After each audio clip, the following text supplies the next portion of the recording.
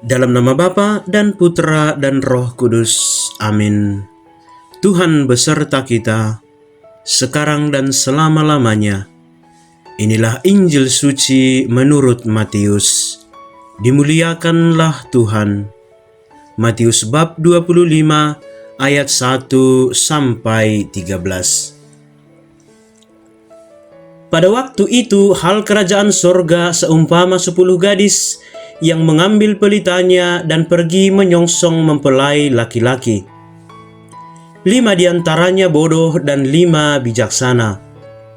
Gadis-gadis yang bodoh itu membawa pelitanya tetapi tidak membawa minyak, sedangkan gadis-gadis yang bijaksana itu membawa pelitanya dan juga minyak dalam buli-buli mereka. Tetapi karena mempelai itu lama tidak datang-datang juga, mengantuklah mereka semua lalu tertidur.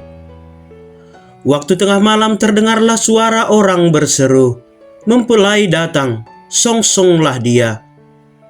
Gadis-gadis itu pun bangun semuanya lalu membereskan pelita mereka.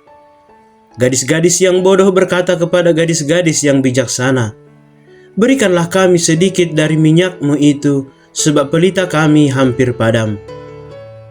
Tetapi jawab gadis-gadis yang bijaksana itu, "Tidak, nanti tidak cukup untuk kami dan untuk kamu. Lebih baik kamu pergi kepada penjual minyak dan beli di situ." Akan tetapi, waktu mereka sedang pergi untuk membelinya, datanglah mempelai itu, dan mereka yang telah siap sedia masuk bersama-sama dengan dia ke ruang perjamuan kawin, lalu pintu ditutup.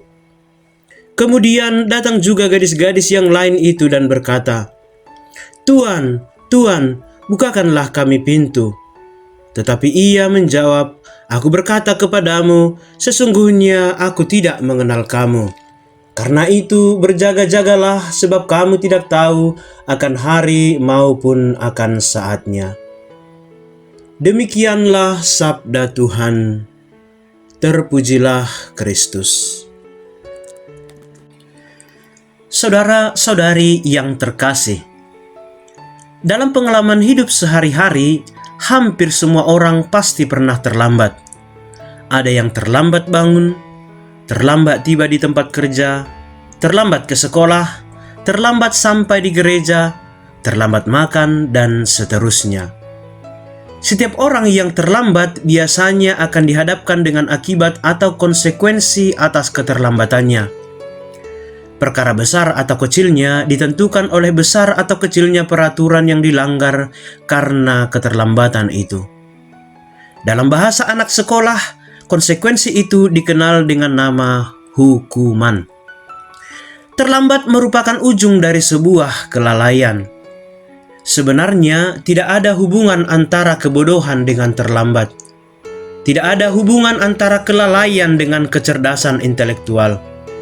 Kebodohan ada karena ketiadaan kebijaksanaan.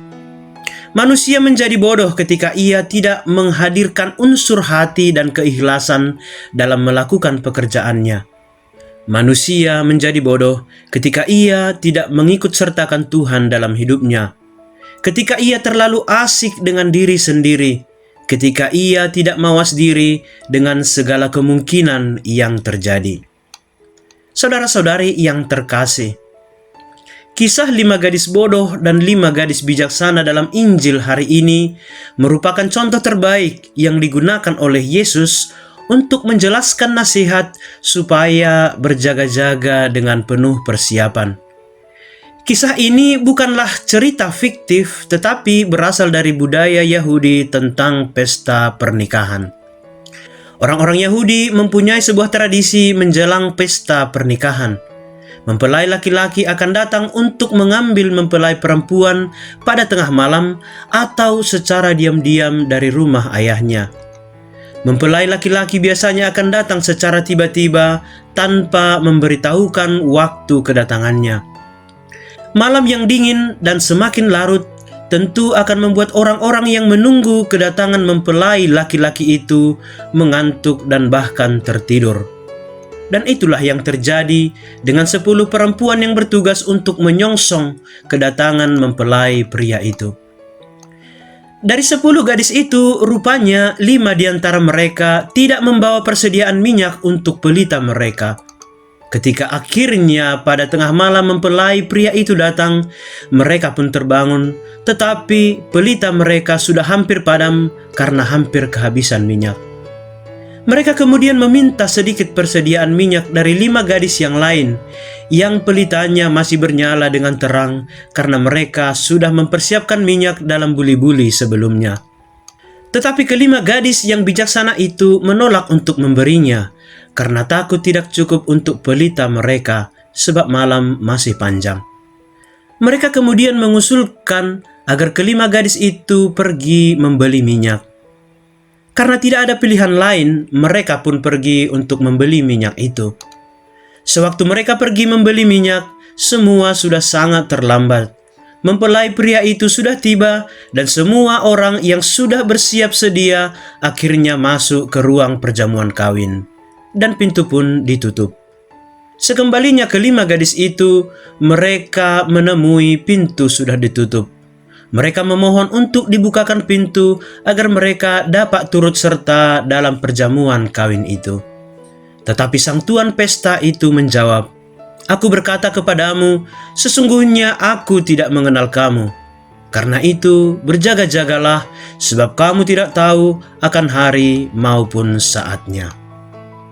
Saudara-saudari yang terkasih, kita sering menjadi bodoh dan berperilaku bodoh bukan karena kecerdasan intelektual kita yang rendah, tetapi karena kelalaian kita dan lemahnya iman kita.